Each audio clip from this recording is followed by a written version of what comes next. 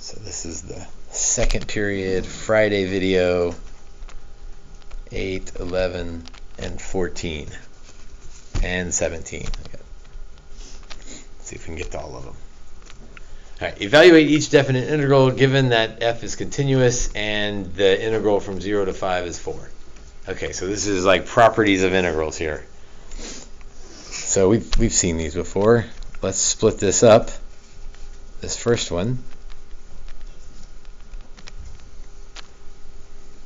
And we know this part is 4. Because they give us that. The second part is one of those where you have two options, right? Because that integral sign means antiderivative, but it also means area. And usually you're sort of forced into doing one or the other. You don't really have an option. But on this one, you have a choice, because that's easy to integrate, but it's also easy to think of area.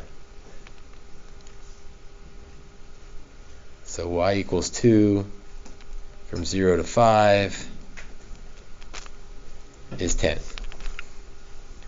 So I see that and I think area, but a lot of you're in the habit of working with the equations and taking an antiderivative, and so you get 2x from 0 to 5. That would also be 10. So we sort of just proved that the antiderivative is the area. 4 plus 10 is 14.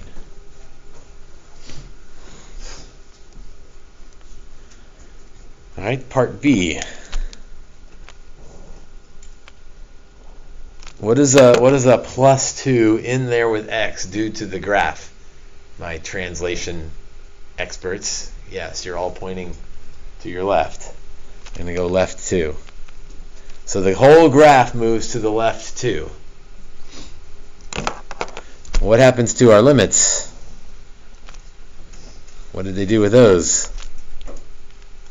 Like our window that we're looking at. Went from 5 to 3 and 0 to negative 2. So those also shifted left 2. So whatever the graph was, we shifted it to the left. And then whatever our window was, we shifted that to the left the same amount. So what's the area under this left shifted curve if we also shift our window left?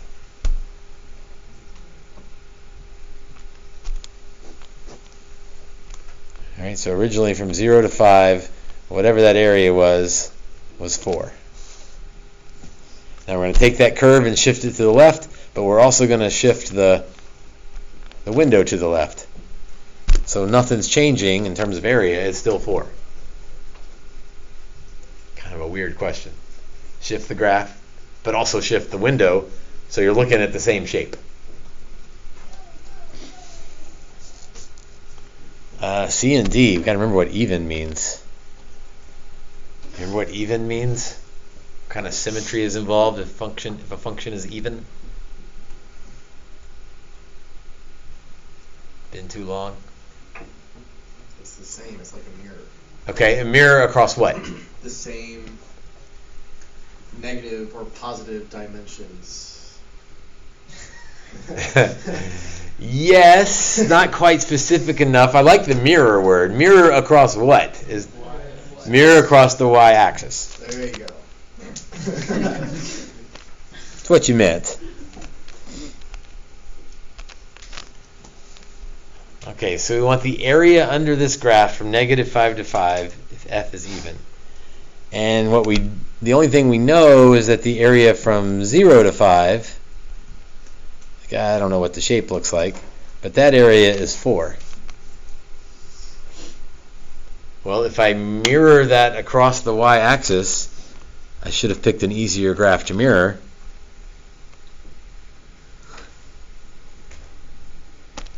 Not bad. What's going to be the area from negative 5 to 0? What's the area on this side? If we mirrored it across, it's also 4. So my answer is 8.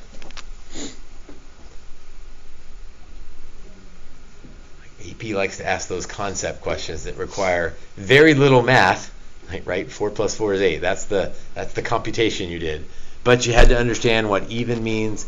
You had to understand that this thing represents area. Okay, what's odd? What is an odd function? Yeah, that's what everyone guesses on their first guess if they haven't thought about it in a while. If it reflected across the x-axis, it wouldn't be a function anymore. Okay, so that, I mean, it's not a bad guess. Opposite quadrant. That's a good way to say it. It does end up in the opposite quadrant. Like the point of origin, something with the Point of no origin. return. It has symmetry with the origin. Another way to say that is it rotates 180 degrees. Another way to say that is it flips twice. You flip it over the y and you flip it over the x. Now be careful, don't do all of those things. Like do one of those things. All of those things mean the same thing. So we take my awesome picture here. I'm going to simplify this one. So if I take that and make it an even function, so if I rotate it around, or if I, almost easier to flip it, there's one flip, and then here's the other flip. That area is 4. Picture not exactly to scale. What's the area down here? -4, although I guess I should be careful how I ask that question. The antiderivative is -4. And so what's the total area from -5 to 5? 0.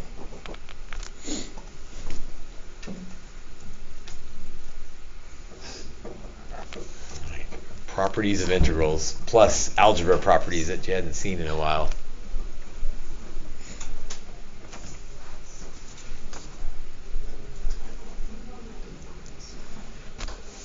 All right, number 11. That's a throwback question. A derivative of the secant cubed of 4x squared. So this is like chain rule, chain rule, chain rule, chain rule. So why don't you try that one? Let's see how your chain rule. So if it helps to see it that way, then it becomes clearer which thing to do first. All right, because I've got something cubed. So my derivative is going to be 3 times the something squared. There's step 1.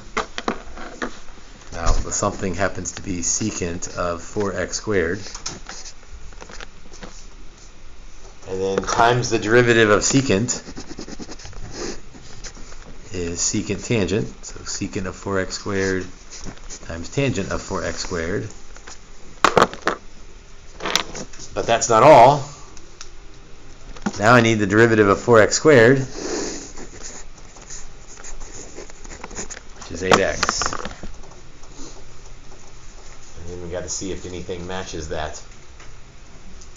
Let's see, 3 times 8x is 24x, but that's not helpful. They all have the 24x on there. Secant squared times secant, so that's secant cubed of 4x squared times the tangent of 4x squared. So answer choice D. Chain rule, chain rule, chain rule, plus trig rule, plus power rule. A lot of stuff going on that one.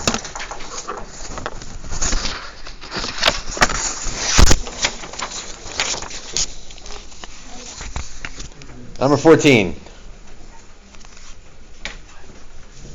The figure below, the figure shows the graph of the function.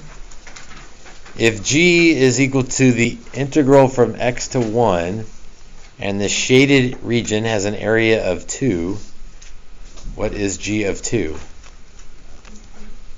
What? Well, g of 2 means plug 2 in for g. So if 2 goes in for g, 2, 2, 2, 2.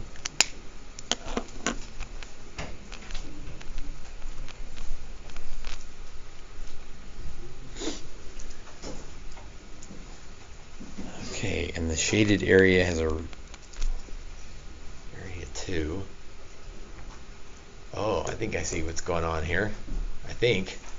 2 to 1 seems backwards, right? So I would switch that to make it go from 1 to 2, and then put a negative out front.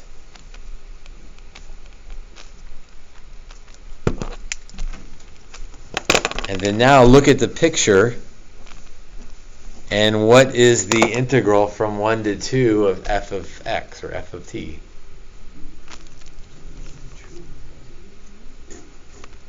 What is this? Well, the area is 2. What's the integral from 1 to 2?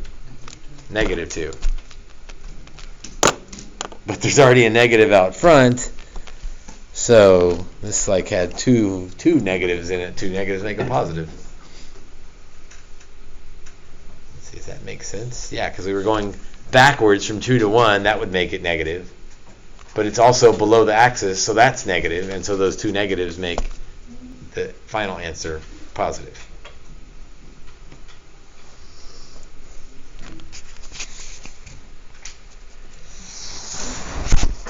All right, skip down to 17.